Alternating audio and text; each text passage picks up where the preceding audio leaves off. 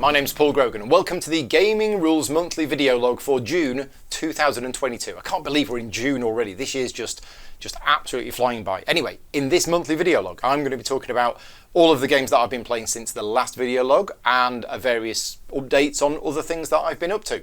Now, a couple of things just before we start. The first one is, if you watched the last monthly video log, you know that at the start of it, I talked about how I'd been going through a very rough time personally with all sorts of things going on. I'm glad to say that I'm through the worst of it now. I don't think I'll ever be fully fixed, but you know, like many people, I suffer daily from continual anxiety and various other issues. But I certainly got through the worst of it, and I just wanted to say a big thank you to everybody who reached out with messages of support and offering to help however they could. That was really helpful. Thank you very much. Also, last time, if you haven't watched last month's video log, I did a little bit of product placement at the end of it. And I was very keen to hear people's thoughts and opinions on me doing product placement on the channel. Now, generally speaking, the majority of people got back to me and said that they have no problem with me doing product placement on the channel, especially if I'm getting paid for it. If I'm getting paid for it, then they're more than happy for me to do it. However, I wasn't paid for the last bit of product placement. It was just a case of a company contacted me, giving me some free product and asking me to show it on the channel. I felt quite uncomfortable about it at the time, and in retrospect, I'm kind of wishing that I hadn't have done it.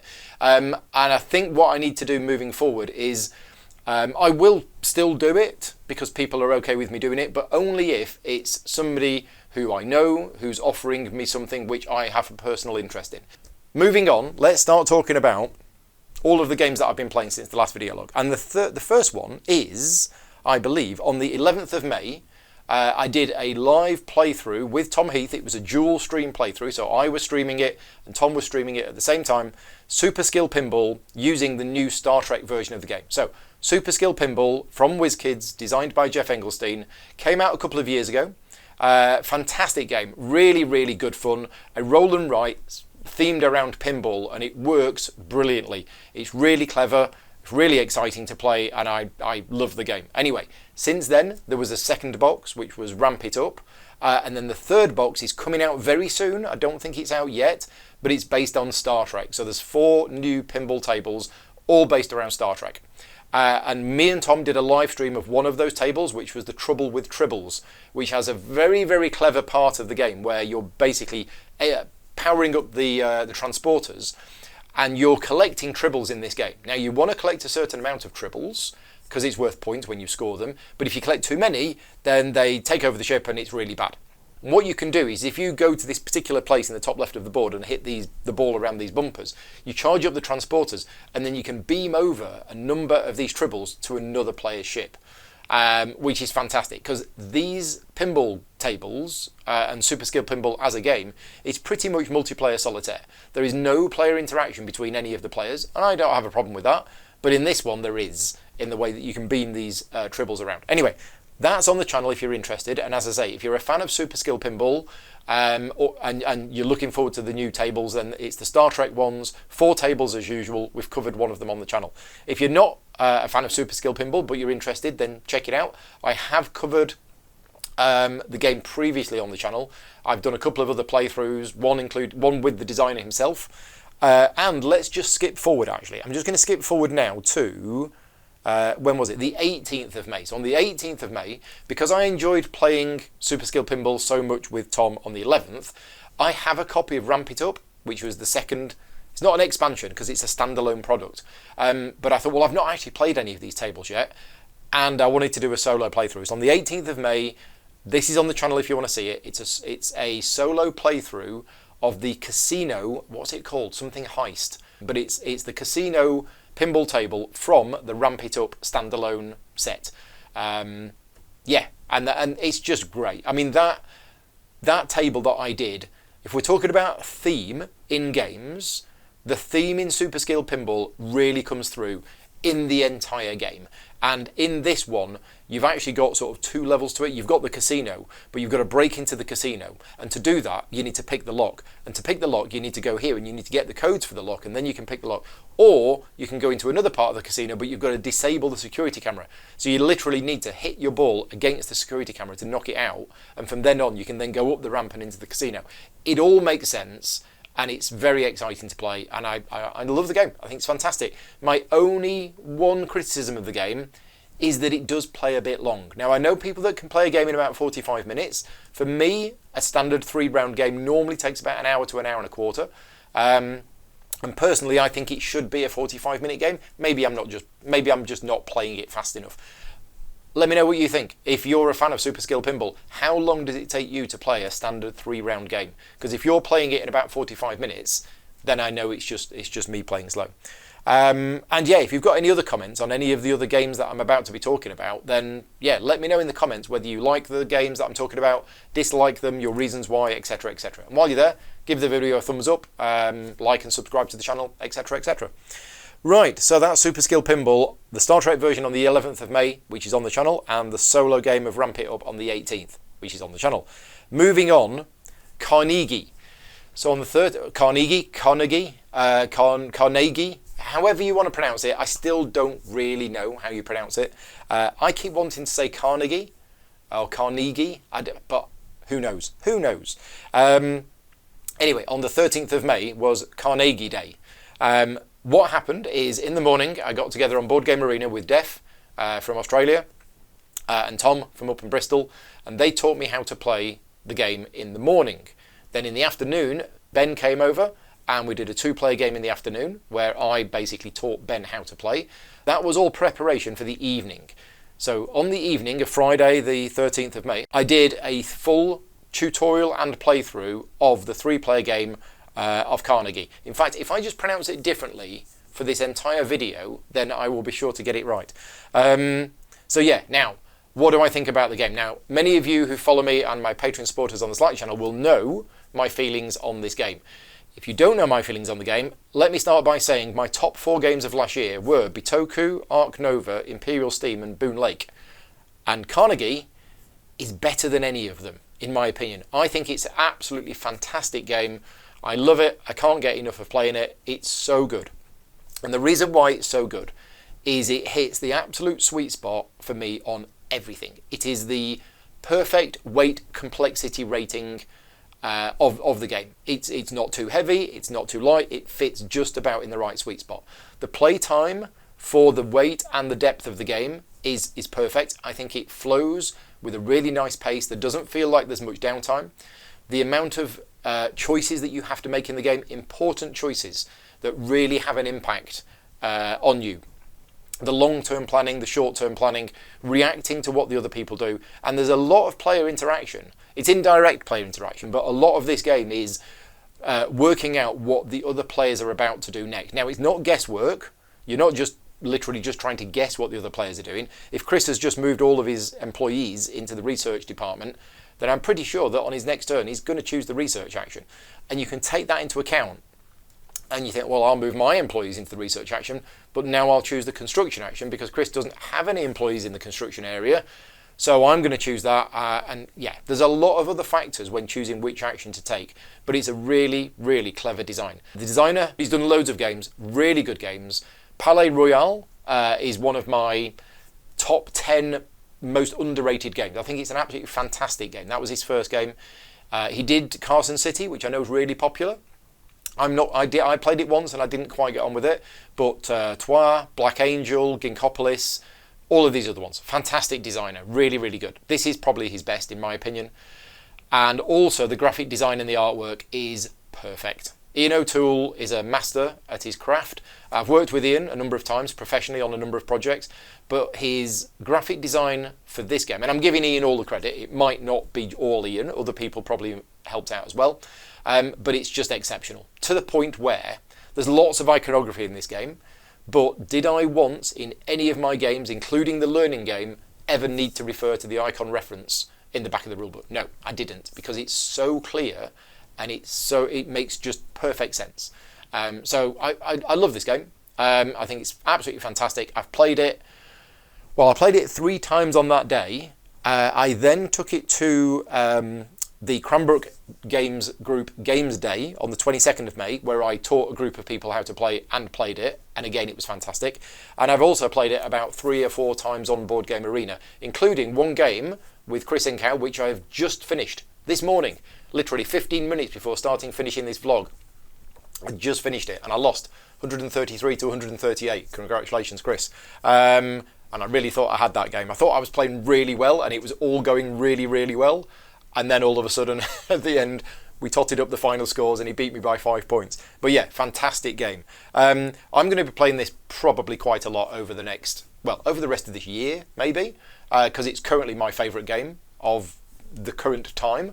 And I'm probably not going to talk about it in future videos as much as I talk about this one. I'll just refer back to this video. But I'm keen on your thoughts.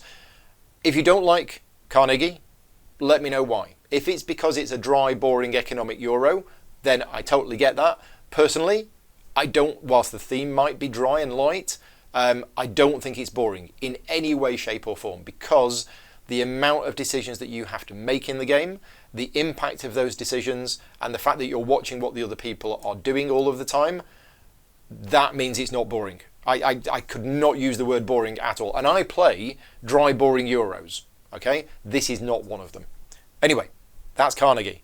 That's the 13th of May. It's on the channel. And the solo playthrough that I did is also on the channel, which was on the 1st of June. So on the 1st of June, I was planning to play a solo game of Carnegie on the channel. However, I'd left the game at the Cranbrook Games Group. So I currently don't have the physical copy of the game. So I used Board Game Arena. The Board Game Arena implementation is by a guy called Dan. It's absolutely brilliant implementation of the game. In the solo playthrough, I did come across a bug, which is now fixed. But yeah, if you're interested in playing it, then it's on Board Game Arena. You can play it for free before buying the game if you want to. Or if you just want to watch some of my playthroughs on the game, they're on the channel as well. Right, moving on. The 19th of May and the 21st of May, and also the 28th of May, Batman Gotham City Chronicles. So I've played it 3 times in the last few weeks, and all of this, well, not all of this, but the first 2 games were because on the 21st of May, I was filming what was going to be the tutorial and playthrough that was going to be used for the upcoming Kickstarter campaign, which has now finished. So I think it was yesterday the Kickstarter campaign has finished for Batman Gotham City Chronicles Season 3. But for those who don't know, I've been working with Monolith for the last couple of years on the revised rulebook. We've got a fly in the room. It's summer in the UK and we've got flies everywhere. So I've been working with Monolith for the last couple of years on the new rulebook, the new mission booklet, player aids and everything else, and I've been living and breathing this game for the last couple of years. I've also, for those of you who've seen my previous video logs, will know that I'm gradually painting a lot of the miniatures for the game, and I've painted about 70 of them so far, and I've still got quite a few to go.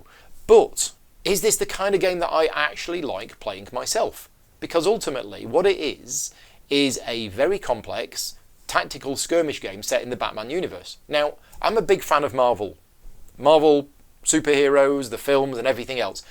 And whilst I love some of the DC films, certainly the Christopher Nolan Batman series, but I'm not as big a DC fan as I am as a Marvel fan. Also, the game is, as I say, it's a combat game. It's a scenario-based, tactical combat skirmish type game with a whole bunch of dice rolling. This is not the kind of game which I normally like playing. However, since working on the rulebook, I gained a level of respect for this game in terms of its design. Now, it's not without a lot of people have criticised the game for having too many different skills, icons are too similar, the learning curve is massive, and I get all of that, and I'm not saying that that isn't true, but having been through that process of learning the game, and having to learn the game, because I've been working on the rulebook for it, it's kind of made me want to play it. Now, I have played it previously to these last few weeks, but the more I've played it, the more I've actually been enjoying it. So don't get me wrong, it is rolling lots of dice, and there is a random element to it, and a lot of the missions are designed in such a way that the heroes can completely mess it up. If they don't know the game and they don't know the mission, they can completely mess it up, and some of the missions might come down to, you know, a critical dice roll at the right time. And if that dice roll goes badly, then it's effectively game over. I get all of that. But every time I've played this game, I've really enjoyed it. And thankfully for me, a number of local friends who have been playing the game with me, they've been really enjoying it as well. So this is so far out of my Euro game wheelhouse, it's scary. But there is something about the game that keeps drawing me back in. And it's not just because I worked on the rule book and therefore I feel I must like the game. And it's not because I've painted all the miniatures and therefore I feel, oh, I now must play the game. Because trust me, I have spent a lot of my life putting a lot of work into games, like painting all of the miniatures, when then I played the game and the game ends up being really disappointing. This one, we've had an absolute blast playing it. So, on the 19th of May, we got together, me, Peter and Paul, at the Cranbrook Gaming Group, and we played the scenario that we were going to be playing on the 21st, which was Major Gas Madness. And I didn't feel confident enough to go into the filming of the video on the 21st until we'd had a dry run. So that's what we did. So on the Thursday night, on the 19th, we got together and we played that scenario. Then, 2 days later, on the Saturday, Peter and Paul came round and we did the video. Now that video is on the channel now. If you want to see a tutorial and playthrough of Batman Gotham City Chronicles, it's on the channel now. And I'd recommend going and checking it out if you have any interest in the game whatsoever, because my aim for that game was to produce the best tutorial and playthrough video for that game which is out there. Now, that's not to discredit anybody else who's made videos on the game, because I've watched quite a number of other people doing playthrough videos of it. But I wanted to make sure that I did one which was accurate with regards to the rules, and also very informational. The idea was that you could watch that video going into the game knowing nothing about the rules of the game, and I gradually explain the rules to you over the course of the playthrough, which is why it's a 3-hour video. If we sat down and played the game, it would probably be about 2 hours, 2.25 hours. But because I was teaching the rules as we went along, it did take a lot longer. So yeah, I've really come to love the game, and I look forward to playing it again. And in fact, on the 28th of May, I got together with Rick and we did another video. So this is also on the channel. This was a 2-player game where we played an icy welcome. I was playing the villain, I was playing Mr. Freeze, and all his various henchmen and goons, and Rick was playing Batman. Now, this was also a fun video to do. Unfortunately, I did get a couple of rules wrong in that video. The first video I did, I think I got that absolutely spot on. I don't think I made any rules mistakes. But the second one that I did, in the heat of the moment, with it being a live playthrough, there are a couple of rules mistakes that I made, which is like silly because I know the rules. It's just when you're doing a live stream, and I hadn't been sleeping well, and I was a little bit tense and on edge and a bit nervous and everything else, and it was a live stream, I got a couple of the rules wrong. And I'm kicking myself because, hey, if anybody can do a rules video on Batman Gotham City Chronicles and get the rules right, it's me, and I went and got a couple of rules wrong. So anyway, that's on the channel now. Definitely need a rematch because Mr. Freeze won that day, and Rick definitely wants a rematch. So that's Batman Gotham City Chronicles. Next up, on the 20th of May, so this is actually between the first Batman game on the Thursday night and the one on the Saturday, I did Kingdom's Dragons. Now this is quite a special game. So Richard Breeze, UK games designer who I've known now for quite a few years and become friends with, Richard's been designing games for over 20 years. He's done the Key series of games. So the biggest one is Keyflower, but he's done Keeper, Cathedral, Key to the City of London. There's lots of them in the series. But back in 1998, Richard designed a game called Kingdom, which is regarded as one of the first worker placement games. Now, Kingdom got picked up by Rio Grande Games and Hans im Gluck and republished as Aladdin's Dragons. A few tweaks, but obviously a re-theme as well. What Richard has done, and this is actually on Kickstarter right now if you're interested, he's gone back to the game, he's rethemed it back into the Key universe, and he's called it Kingdom's Dragons. So it's kind of a mix between Kingdom and Aladdin's Dragons, but it's actually, the game itself is pretty much the same as Aladdin's Dragons. So if you already own Kingdom, then this is a new version of the game. If you already own Aladdin's Dragons, there's not much different in this version. But that is on Kickstarter right now, and because I'm friends with Richard, I wanted to help him with the Kickstarter and cover this game on the channel. So that is there. Now, for those of you that are fans of Richard's other games, like Keyflower and Keeper and everything else, Kingdom's Dragons is definitely lighter. It's possibly even Family Plus level. Yeah, whereas games like Keyflower and Keeper are definitely not family games. But this is sort of a bit like that. There's a lot of design elements in it which are very reminiscent of games from 20 odd years ago, but when we played it, we enjoyed it. It's like I was pleasantly surprised by how going back to a game from that era and playing it again, it actually worked quite well. And there's nothing wrong with some of these older games. You know, a lot of people just move on, and any game that's more than 10 years old is no, it's too old now, we don't play that anymore. And I get it, there are certain games that I've got from 10, 15, 20 years ago that I think games have moved on since then, and I won't play them anymore. But this one still, it was okay. This one doesn't have that problem. So anyway, that's on the channel now. Kingdoms Dragons, the latest game from Richard Breeze, and the Kickstarter's still running. Next up, the Games Day that I mentioned. So the 22nd of May was Games Day at the Cranbrook Games Group, and I played 3 games that day. I played Carnegie, I played Bitoku, and I played For Sale Autorama. Now I've already spoken about Carnegie, however you want to pronounce it. Fantastic game. But then I played Bitoku. Now Bitoku is my favourite game from last year. I absolutely love the game. And again, I understand the criticisms of it, and I say this every time. If you're watching this video and you think, oh, Bitoku, is that the one with the really, really messy board and the confusing iconography? I get that the board looks very, very busy, but as far as the game goes, I absolutely love the game. And I have no interest in the theme. I have no interest in the Japanese Studio Ghibli, Princess Monaco, no interest in that whatsoever. I play that game not because of the theme. I play the game because mechanically, I love the way it's put together, and I love a lot of those interesting decisions in the game. So that's Bitoku. What's funny about that day is I taught Bitoku from memory to some other people without referring to the rulebook once, and got it absolutely spot on perfect. I also taught Carnegie from memory, absolutely perfect teach, no issues whatsoever, never needed to refer to the rulebook. I then taught For Sale Autorama and made a complete and utter mess of it, because I thought, oh yeah, I know this game. And we had like 45 minutes left at the end of the day. So I was like, oh, we'll get For Sale Autorama out. Yeah, we'll get that out.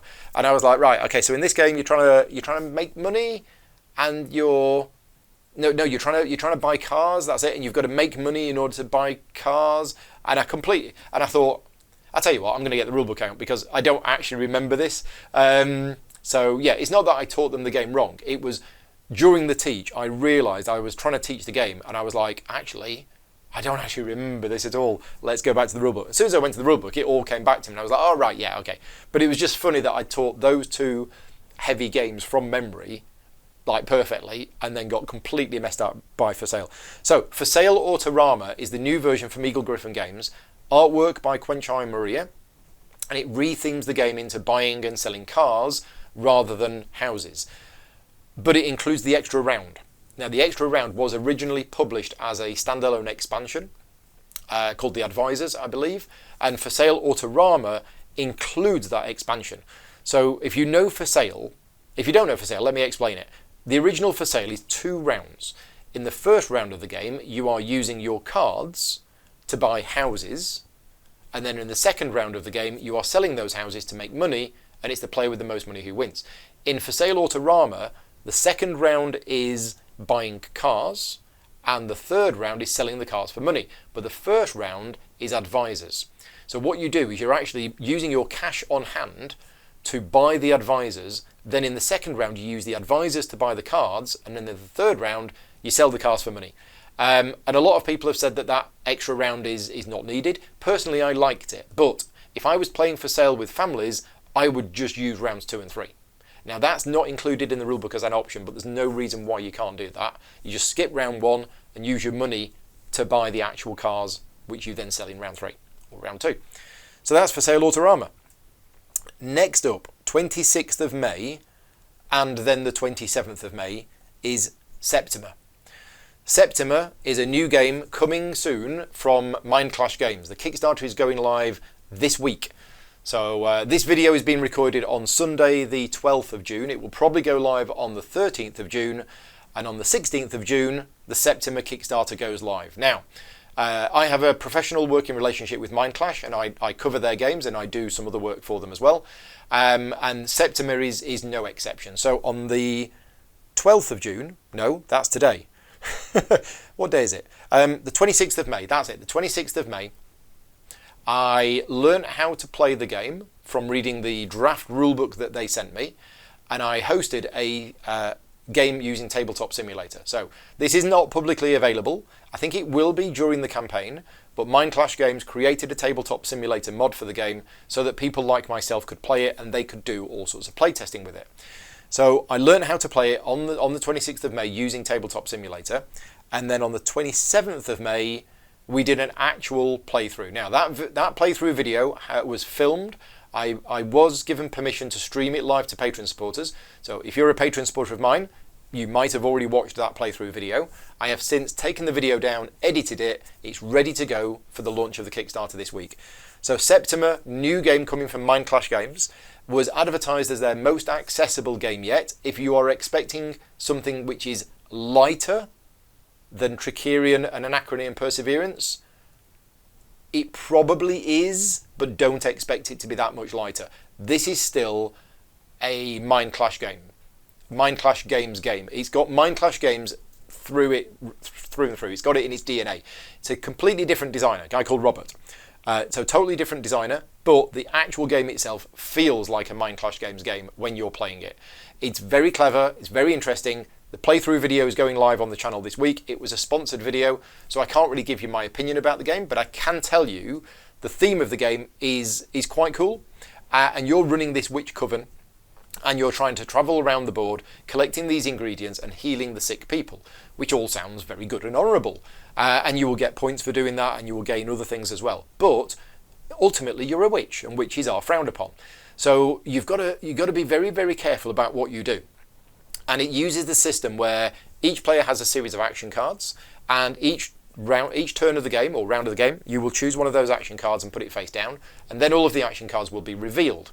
If two players play the same action card, they will get a bonus printed on the card itself, but their suspicion will go up because the witch hunters are keeping an eye out on people. And if you do the same action as somebody else, even healing patients or brewing potions, then your suspicion is going to go up. And the suspicion is something that you have to keep into account, because you have to take into account every time you do something. If your suspicion goes up on a turn, the witch hunters might come and get you. So you've got to be very careful about where you move to, managing your level of suspicion and everything else. Anyway, yeah, as I say, the video is going live on the channel this week if you're interested, and the Kickstarter goes live this week as well. So I was very happy to have covered that on the channel. That was the 26th of May and the 27th of May. Also on the 27th of May, I did a tutorial and playthrough video for Amygdala. Now, Amygdala is also going live on Kickstarter this week, but unlike Septima, I'd agreed to do this video live. So that video is already live on the channel now. It was on the Friday evening, the 27th of May, but if you want to go and see it, you can. And Amygdala is the latest game from Game Brewer, designed by Michael Kiesling and Wolfgang Kramer.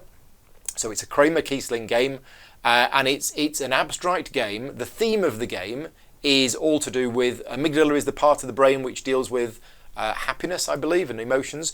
But you've got an extremely colourful board, and you are basically trying to move around the board, collect these resources which you used to get these emotions. You put the emotions on the board which get you points.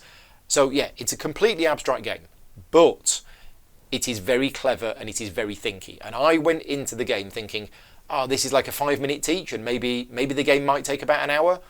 And the game took us about 2 hours to play. Now, it was our first game, and we were learning the sort of skill and the strategy in the game as we were playing, but it definitely caught us out, because I think a lot of us went into it thinking it was going to be a little bit light and fluffy, and it's a thinky game. So if you want your thinky abstract games, then definitely check out this one. After a couple of people had gone home, John, who was on both of the videos in the afternoon, was staying over and heading back home the next day.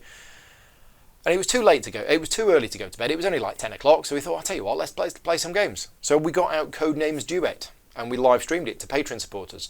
So if you're interested in seeing me and John playing Codenames Duet late at night, then that video is on the channel, but it's an unlisted video, so the link was posted to the Slack channel. And now I've not played Codenames Duet for a long time, and John has not played Codenames Duet at all. And it's fantastic. Codenames Duet is probably my favourite of the Codenames games.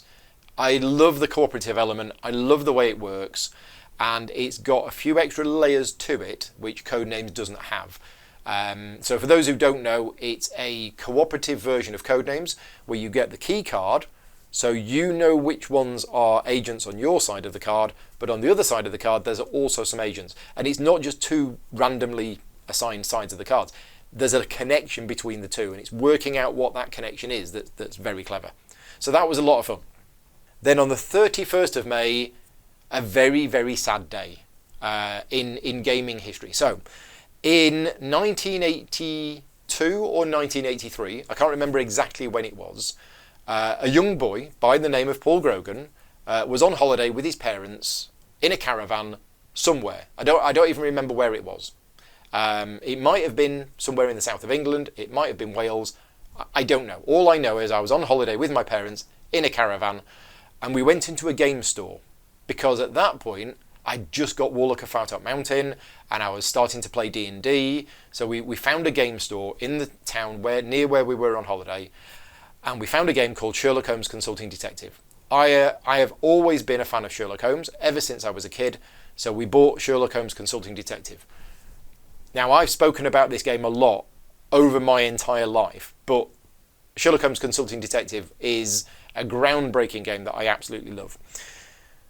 It was picked up and a new version by Space Cowboys, who ended up releasing 4 boxes. So there's the brown box, which is box 1, the blue box, which is box 2, red box, box 3, and the green box is box 4. On the 31st of May, we finished the final case in the blue box, and that's it. I've now done all of the cases in all of the boxes, and that's why it's a sad day, because as far as I know, there are no more Sherlock Holmes Consulting Detective games planned. There is the new one, Bureau of Investigation, which is sort of Cthulhu themed, but as far as the Sherlock Holmes games goes, there's no plans to do any more at the moment, which is really sad. And we've now finished it. So it's taken me 40 years to do. But yeah, we have done the final case. It was a tough case. So it was actually case 7 of the blue box that we did. Now you might think, well, if there's 10 cases in a box, why did we do case 7 last? It's because cases 8, 9 and 10 from the blue box is the Queen's Park affair. So it's actually a separate standalone story. Cases 1 to 7 are your traditional standalone cases. So case 7 was the last one we did, and it was a tough one. We actually didn't get, normally we get most of the questions right. In this one we got a couple of the questions wrong, like who murdered him. I think we got that actually wrong, but it was a very, very clever case. The story was really good.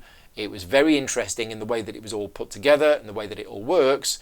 It was just tough. And it actually said at the start, it said, warning, this case might take you longer than normal to do, because there was a lot of places to go, there was a lot of information, but it was a good story. So anyway, that is it. We are now done with Sherlock Holmes Consulting Detective, except for...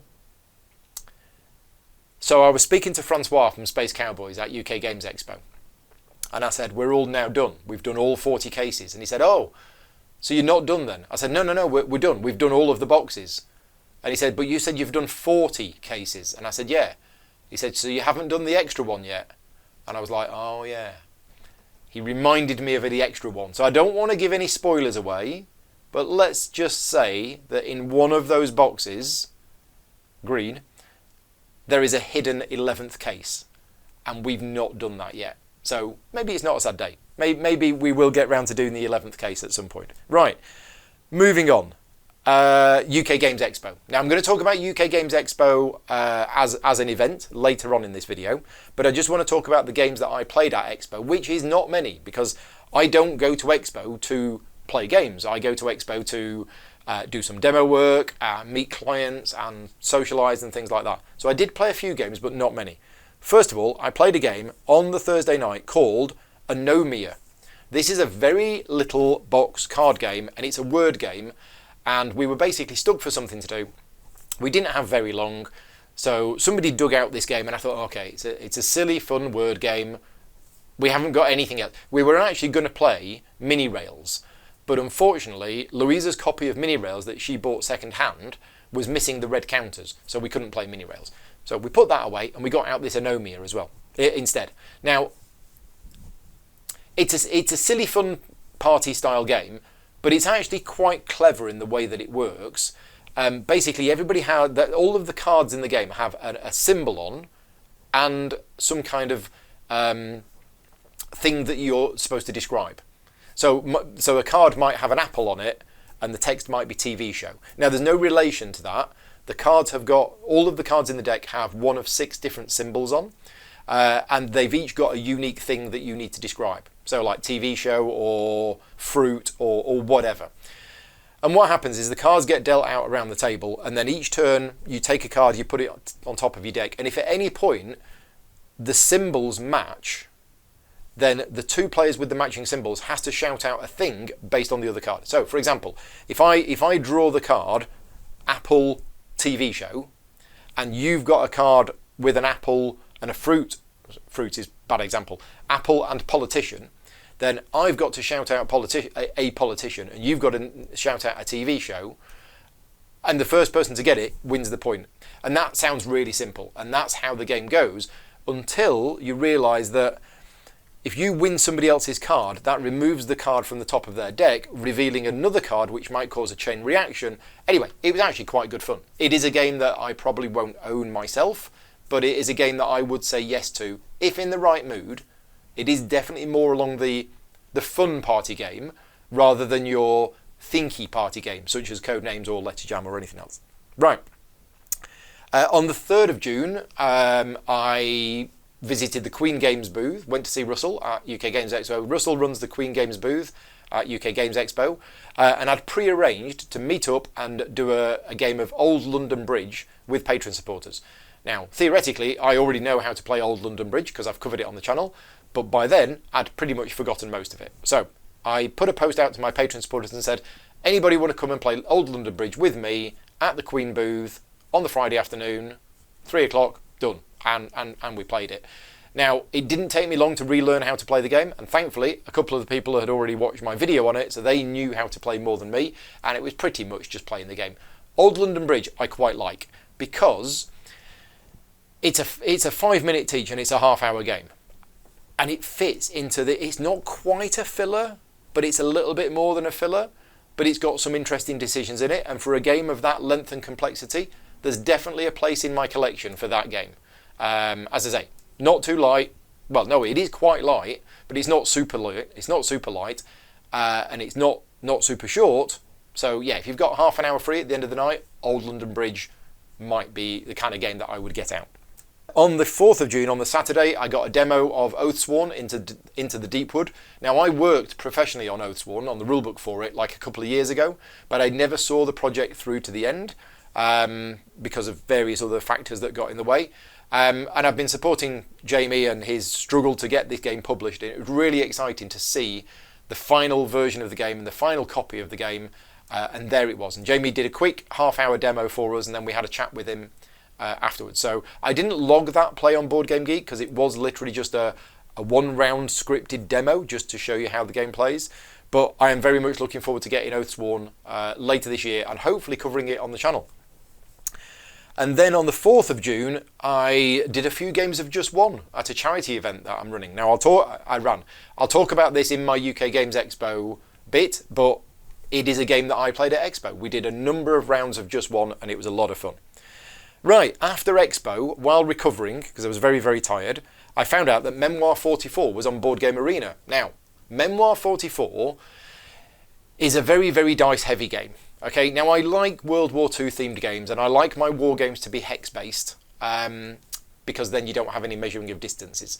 And Memoir 44 is one of the classic dice-based, very sort of light-themed World War II game, and I quite like it. So it's on Board Game Arena, and I played a couple of games of it with Ian Haywood, and I like the system. I've played Memoir 44, I've played Battle Law 2nd Edition, and I've played Red Alert Space Fleet Warfare. Battle Law 2nd Edition is probably my favourite one.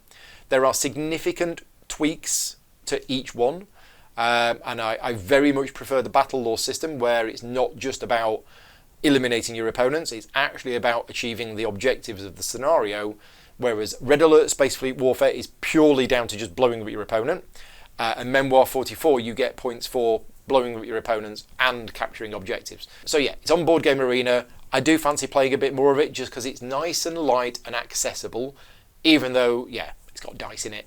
and sometimes those dice can really not go well. On the 7th of June, and also not yesterday, what day is it? Sunday, Friday. So Clover. Now, So Clover I spoke about on the previous video log because I learned how to play it at Baycon this year, and I brought a copy back home from UK Games Expo, and I sat down and me and Vicky played a couple of rounds of it. Basically, it's not supposed to work at 2-player. The game is advertised for 3 to 6, but we played it at 2, and it was just fine. I did 1 clover for her, she did 1 clover for me, we tried to guess each other's, and it was fun. So if you've got a copy of So Clover, and even though it says 3 to 6 on the box, doesn't need 3 to 6 players. You can play it with 2. It's absolutely fine. So it's a great little couples thing to do. After dinner, you each do 1 for each other. Takes 5 minutes. It's good fun. Really, really like So Clover. And I played it again on Friday. So after we'd done the afternoon game of Star Wars Outer Rim on Friday, we went downstairs. We had 15 minutes before dinner was ready. So we played a couple of rounds of So Clover. And yeah, it's just a really, really good game. Speaking of fun party games that are clever, So Clover is another game of choice for me. On the 8th of June, Gloomhaven Digital Jaws of the Lion. This is on the channel now, and I always class my plays of Gloomhaven Digital as plays of Gloomhaven because it's a direct conversion of the board game. And on the 8th of June, me, Brett, and John got together and we did Scenario 1 from Jaws of the Lion. Now, this was a little bit of a surprise to me because I was expecting to go into this digital version and play Scenario 1, which was exactly the same as Scenario 1 from Jaws of the Lion. But it's not. Theme-wise and story-wise, it is exactly the same. But what they've done is they've changed that scenario. You're still fighting a bunch of vermlings and you're still trying to find the blacksmith, but they've turned it into an actual proper scenario. And the reason for that is Gloomhaven Jaws of the Lion as a physical board game product, you will buy it potentially as an introduction to Gloomhaven. Therefore, the first scenario is a learning scenario which gets you started with simple rules. But Jaws of the Lion for the digital version is DLC. So you've already got Gloomhaven, the digital game, and you've already played it a whole bunch before you enable the Jaws of the Lion DLC. So therefore, if they made a scenario which was a direct copy of the board game, it wouldn't work. It would just be, oh, wait a minute, we've just played this. It's only taken 20 minutes, and that's not even a game. So what they've done is they've kept the story, they've kept the theme, they've kept all the monsters, but they've turned it into a proper scenario. So the original plan was to play maybe 2-3 scenarios that night. We played 1. Because it took us about 1 hour and 3/4. But it was a great game. It was really good fun. And I love playing Gloomhaven Digital. One of these days, like I say, every month, I'm just going to take a week off work and I'm just going to play Gloomhaven Digital for 8 hours a day. I'd love to do that. I can't do that, but I would love to do it because it's such a good game. And the more and more people now, I spoke to a load of people at Expo and we were talking about Gloomhaven and they said, oh yeah, we don't play the physical version anymore. The digital version is so good and so well done. We just play the digital version now. And you can meet up with friends and play remotely rather than them having to come around your house and everything else. And it's just, yeah, really good. Next up, and I've already mentioned this, but Star Wars Outer Rim. Star Wars Outer Rim came out 3 years ago. I love Star Wars Outer Rim. It is my favourite Star Wars themed game. And I've played a lot of Star Wars themed games, and there's a lot of really good ones, but Outer Rim for me is the best. There's so much about this game that I absolutely love. And popular opinion of the game is that it needs an expansion set. The game is unplayable without an expansion set. And I'm like, oh. And I know people think, a lot of people have said that over the years. And some people have actually sold their copy of the game because they were waiting for an expansion set and no expansion set was coming. Now, whilst I think an expansion set for the game would be nice, I personally am in the minority of people that think the game was absolutely fine without an expansion set. I've played it a whole bunch of times. Sure, you've got repetition with certain things, but the game is just so enjoyable to play.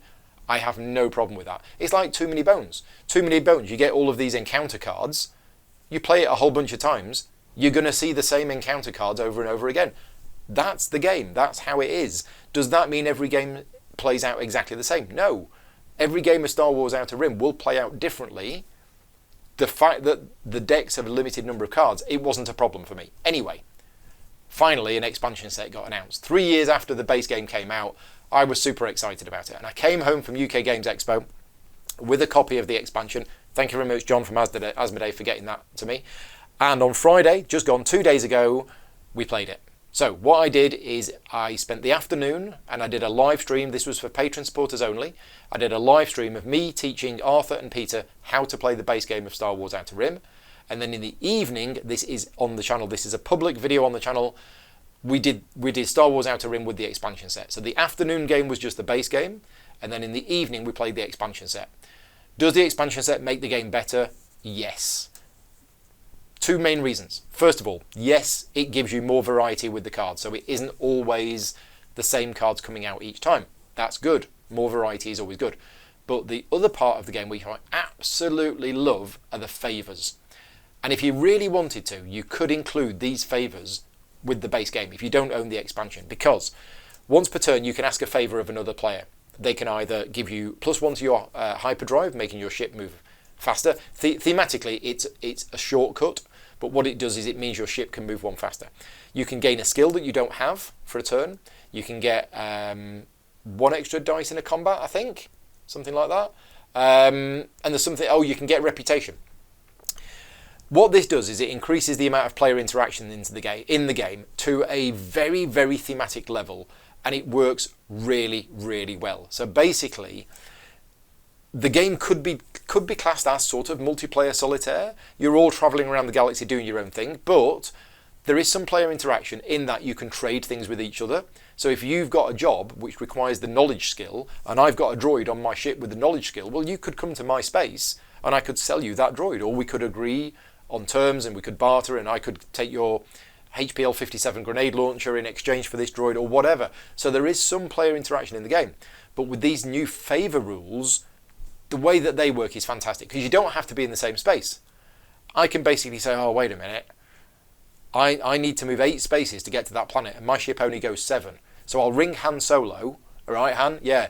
Can you tell me a shortcut to get to Naboo? Yeah. Just take a left at McDonald's. Right, okay. And basically, I can pay him some money or owe him a future favour or whatever to get a one-off bonus for the turn. And it just makes the game a lot more interactive between the players. It's a fantastic rule. So yeah, Star Wars Outer Rim with the expansion, brilliant. Absolutely loved it. Great day. And I have to say, a big thank you to all of my Patreon supporters, because that was not a sponsored video. So basically, I took the entire day off work in order to produce content for you to watch. And I'm only able to do that thanks to the support of the Patreon campaign. And when I get to do it for a game that I really enjoy playing, Friday, for me, I earn no money on Friday. And all of my advertising revenue goes to charity as well. So you might think, oh, Paul's saying he doesn't get any money from it, but surely he got money from all of the views on the video. No, all of my advertising revenue goes to charity. So I didn't earn a penny on Friday. And that's absolutely fine. And I have no problem with that. And I'm very happy about that, because the Patreon support allows me to take the occasional day like that and do something that was fun and enjoyable. And that was much needed. So yeah, Star Wars Outer Rim with the expansion, brilliant. And that is everything, I think. Yeah, that is everything. So, let's have a drink. Other content. Other things that I've covered on the channel this month. Well, in the last few weeks. I did an unboxing video of Star Wars Outer Rim expansion. Also, yesterday morning, I did an unboxing video for Endless Winter. My production copy of Endless Winter arrived because I'm going to be producing some videos on the game. So I got an advanced copy in order to be able to do that.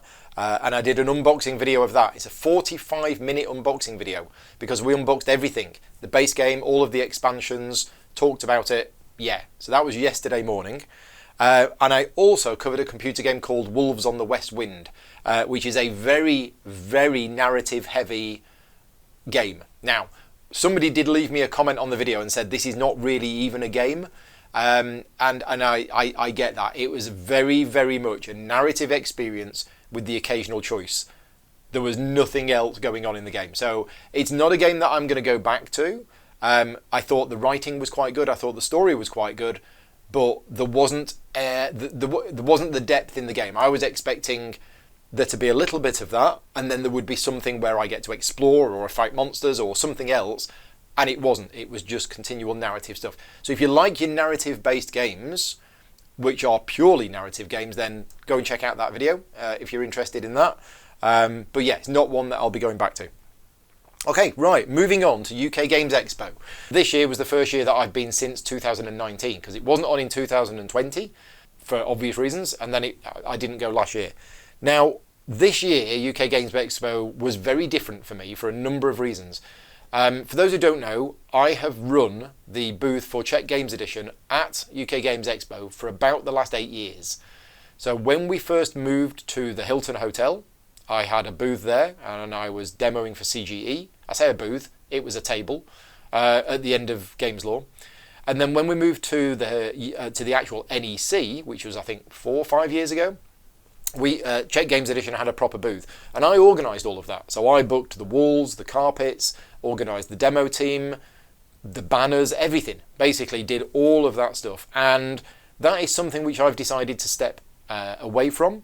And this year was the year where I have handed responsibility over to CGE for doing all of that stuff, and they did all of that. I did agree to do some demoing for them, but other than that, I had no involvement with anything else. So Adam Richards picked me up on the Thursday. Thank you very much, Adam. But Adam was driving past my house on his way to Expo on the Thursday. So Adam picked me up on the way, and it took us about 2 3/4 hours to get there from where I live. And we just chatted all the way there. So that was nice. Then I got there, checked into the hotel, and met with Hilmar, and then we took a walk into the NEC. At that point, the booth that CGE had should have been set up. The walls should have been there, the table should have been there, and we should have been setting up games and putting everything away. They weren't. So there were big problems this year with the setup day, in that a lot of publishers, their booths were not set up correctly, or even at all. So by the time I left there, about 5:30ish, something like that, to go to the press preview event, the booth still hadn't been set up. Now, they did get it sorted in the evening, but the organisation of the setting up of things, I mean, it wasn't the fault of UK Games Expo, it was the fault of the third-party company. And I spoke to various people from the UKGE team over the weekend, and they are fully aware of all of the issues on the Thursday with the setup day. I hope they fix it for next year, because that's not a good position to be in. Anyway, the Thursday night was the press preview event, and this year, I'm on the other side of the table. So in every other year that there's been a press preview event, I have been behind the table for CGE, and all the members of the press would be coming by and you would be showing them the games that you've got. It's a way for members of the press to see the things without having to then walk around the halls. They've got like direct access to it. And this is the first year where I was on the other side of the table. So I was a member of press. And I was walking up and down and having a look at things and chatting to people, and it was nice to see people again. I didn't get to see as much as I wanted to at the press preview, because I ended up just getting distracted and chatting to Pete from Rebellion Inc. for like 15 minutes. Thursday night, as I say, I went into the open gaming area and played that light game. Then Friday, Saturday, Sunday for me was demoing. So I demoed in the mornings for CGE, and I was off in the afternoons. Now, CGE wanted me to demo the new Galaxy Trucker version. I personally would have wanted to demo Lost Ruins of Arnak, because I think Lost Ruins of Arnak's a fantastic game, but they wanted me to do Galaxy Trucker. Now, I do enjoy Galaxy Trucker, not as much as Arnak, but I do enjoy it.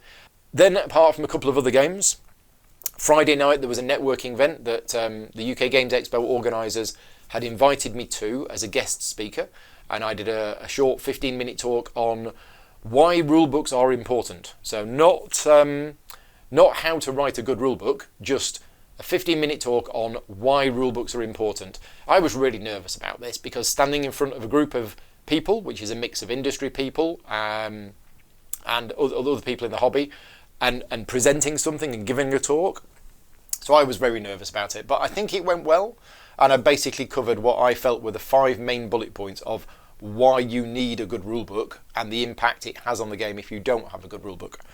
And I just hope at least one person came away from that and thought, oh yeah, maybe we should spend a bit more time on our rulebooks. Hopefully. On the Saturday evening, I hosted a charity event. So Saturday evening, I did a game of Just One for charity. UK Games Expo gave me a room with 100 seats, and I was able to sell 100 tickets. Now, thankfully, the event did sell out, so we made £500 for charity. So a big, big thank you to everybody who came to the event, not just to support me, but to obviously raise money for charity. I didn't make any money out of it myself, but it's something that I wanted to do just to try and raise a bit of money for charity, really, and to try and do something good. As it was a lot of fun. It went really well. Very, very happy with how the evening went. And I have to say a huge thank you to Asmodee UK, Czech Games Edition, and to Osprey Games, because what they did is they gave me some prizes, they gave me some games to give away to people at the event. So I hosted the event. It was a £5 to buy a ticket, but during that event, everybody who was there got a raffle ticket, and we had 16 prizes to give away. So yeah, a big thank you to everybody who came to the event, but also a big thank you to Asmodee, Czech Games Edition and Osprey Games for giving me those games to give away at the event. It was quite humbling in a way to put myself through the pressure of organising that event, being worried by the initial slow ticket sales, the personal responsibility for trying to advertise the event and everything else, to then running it, and it just went really well, and it was a lot of fun. The main thing is it went smoothly, it was a lot of fun, and it was great.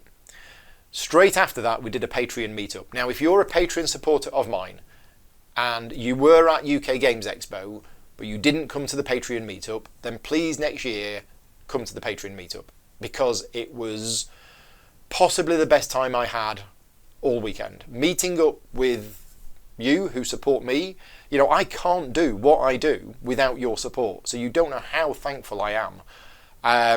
And on the Saturday night, after the just one event, and I know a lot of you had already gone home, so that's fine, and you would have been there if you hadn't have gone home, hopefully. But there were a number of Patreon supporters who got caught up in games and weren't able to make it, and there were some other Patreon supporters who probably didn't realise that it was an open invite, and it was an open invite. And basically, we spent 2 hours, we just sat around and we just chatted. And it was great. And we went round everybody in a circle, and we talked about various things and how people first met me and got to know me and what was the first video they watched of mine. And it was just that was humbling as well. That was really, really nice. And I felt the most comfortable there than I'd felt almost anywhere else over the weekend. And that was really, really nice for me. So thank you very much to everybody who made that evening quite special. And I have to just say one thing. If you are a Patreon supporter and you were at UK Games Expo, but you felt that you didn't know enough people to come along to the Patreon meetup, please come next year, because there were a group of people at that Patreon meetup who didn't know anybody else there.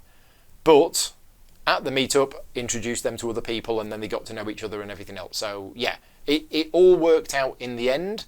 But yeah, if you're nervous about coming along and either meeting me, or if you've got the impression that, all of these other people are good friends with each other and you'd be intruding, it's not like that at all.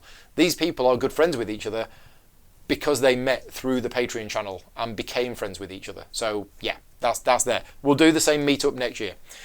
The Sunday was a relatively easy day. I did a few hours demoing in the morning, and then I had a pretty easy day where I just wandered around and chatted with various people and met up with people, and that was nice. And then got a lift back with Stephen Cooper. So thank you very much, Stephen, for the lift back. Now, there's a couple of things about UK Games Expo that I wanted to talk about, because, as I mentioned, this is the first year where I haven't been running the booth. I haven't been organising the booth. I wasn't responsible for the booth. And in the last 6 or so, 7 years, it's been a lot of stress. And it's been hard work, and I've been run ragged, and I haven't had any time to eat.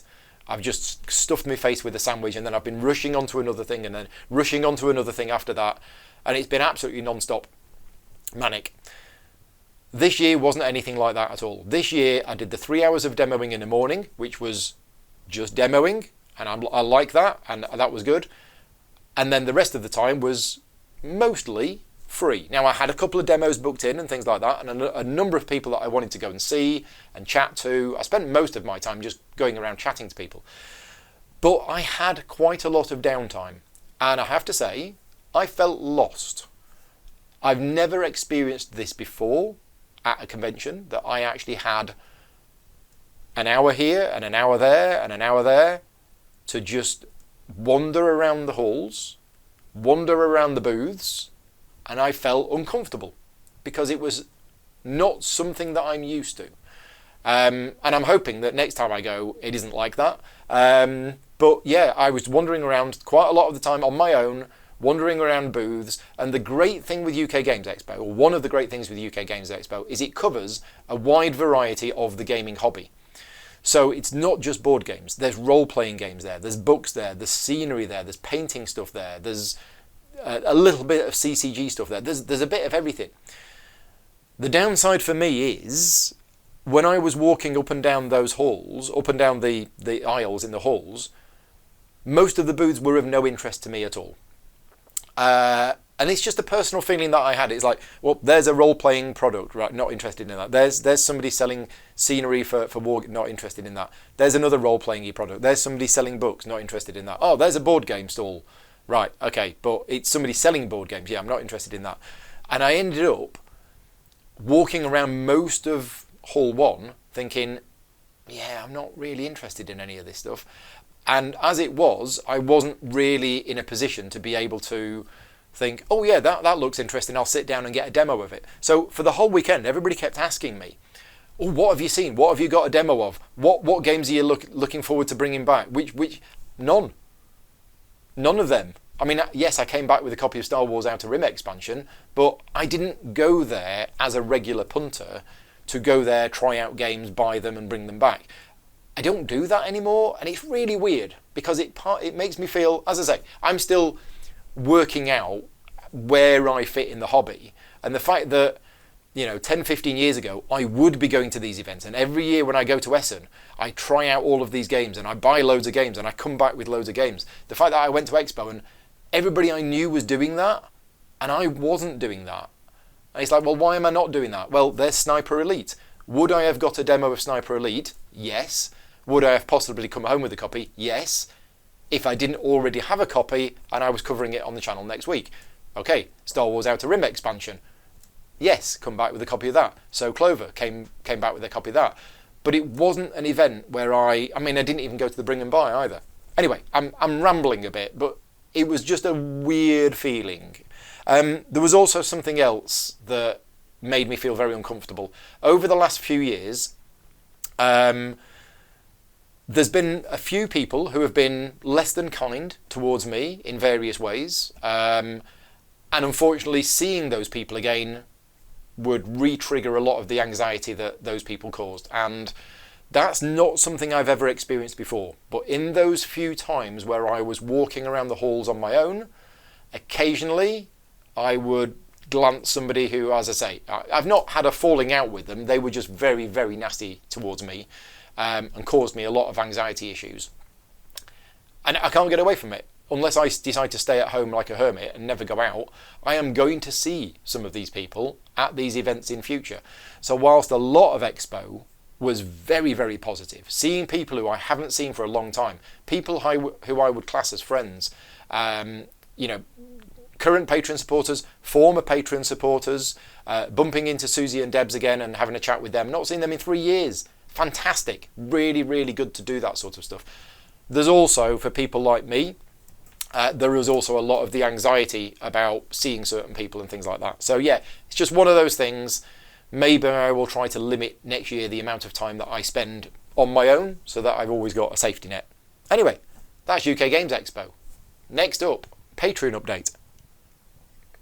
So as I mentioned earlier on, this video and a lot of the other content that I create is only made possible thanks to the support of the Patreon. In fact, this entire last week, all of the videos that I've made have been funded through Patreon. So Gloomhaven digital playthroughs, the unboxing videos, the Star Wars Outer Rim videos, I think I've done another one, this video, none of these are paid for in any way, shape or form. It's all funded through Patreon. So yeah, always a huge thank you to all of my Patreon supporters, not just the new supporters, but the ones who have stuck with me.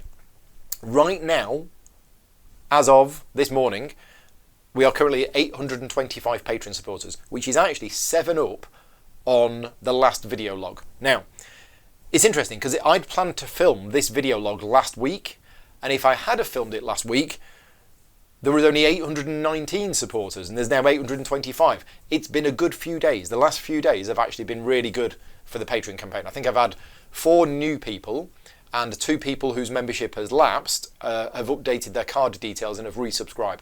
So yeah, the last few days have been good. 825 Patreon supporters, fantastic.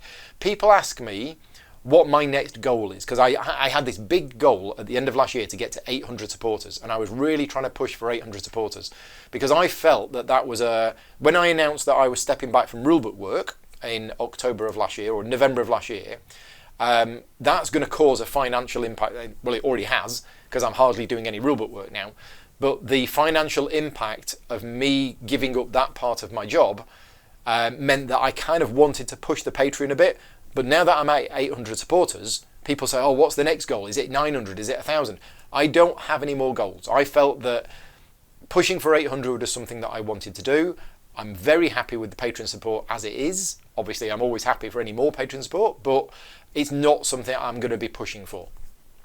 So yeah, big thank you to everybody. On screen now is a list of all of the new supporters that I got in May 2022.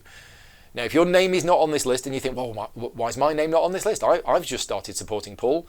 If you've been supporting me since the 1st of June, you will appear on next month's video log. So this is all of the new supporters for the month of May 2022.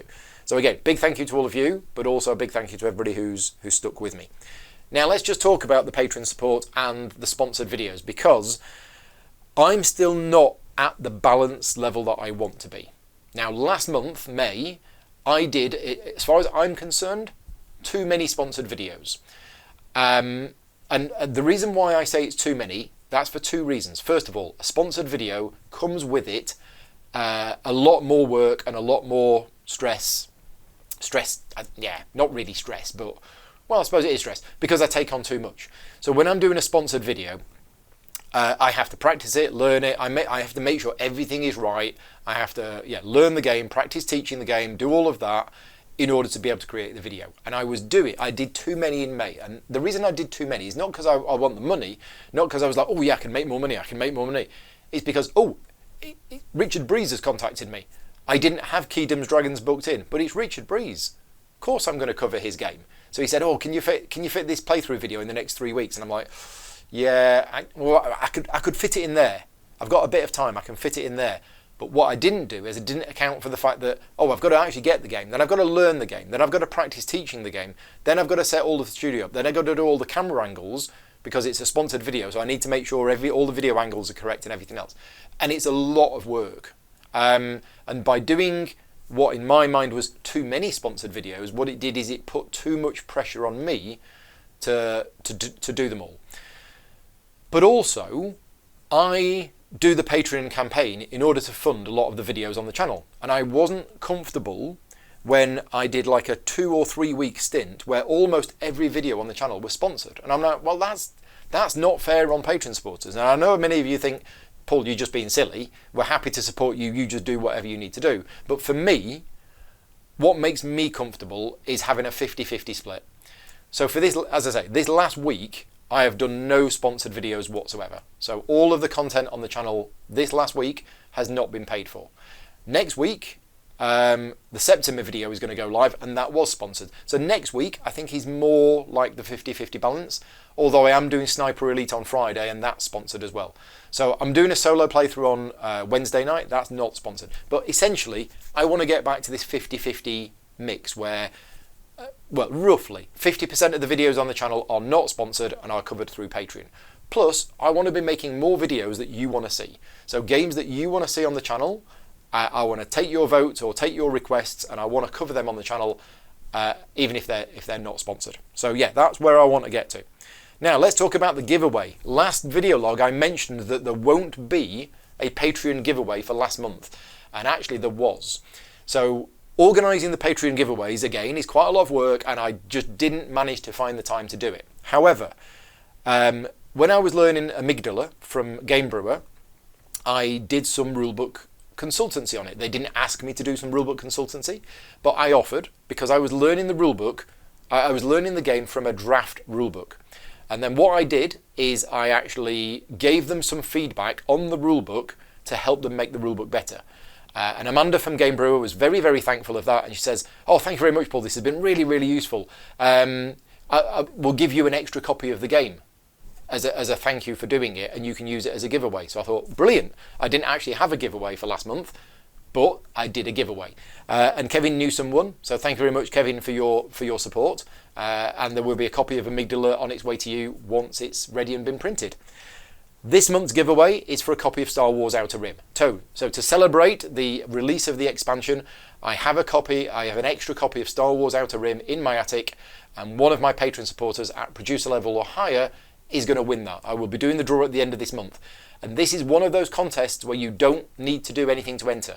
You simply have to be a patron supporter at producer level or higher, and if you are, you will automatically get entered into the draw. So one of you is going to win a copy of Star Wars Outer Rim.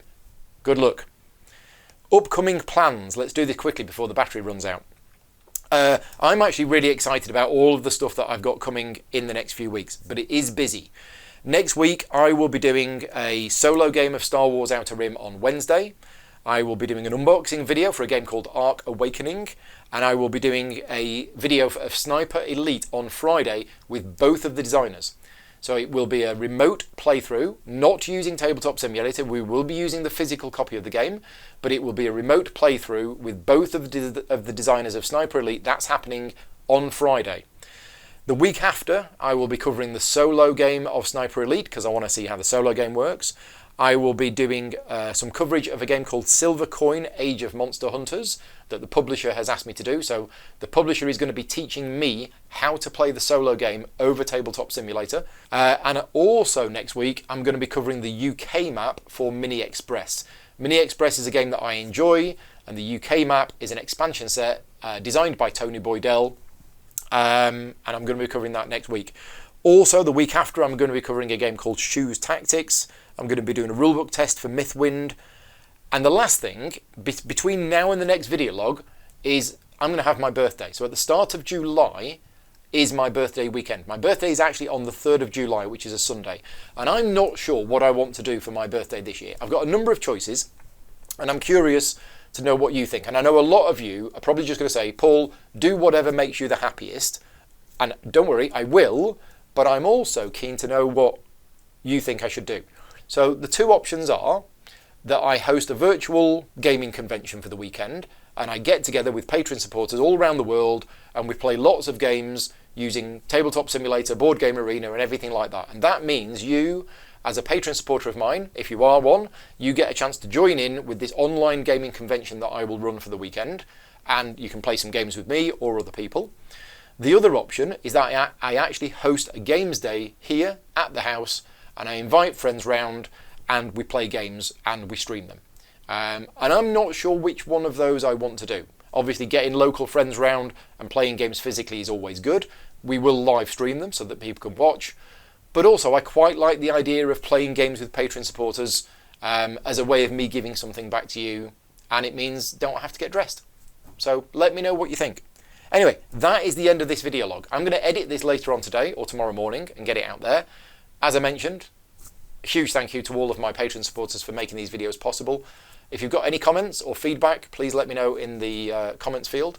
And good luck to everybody for the Star Wars Outer Rim contest, which is this month.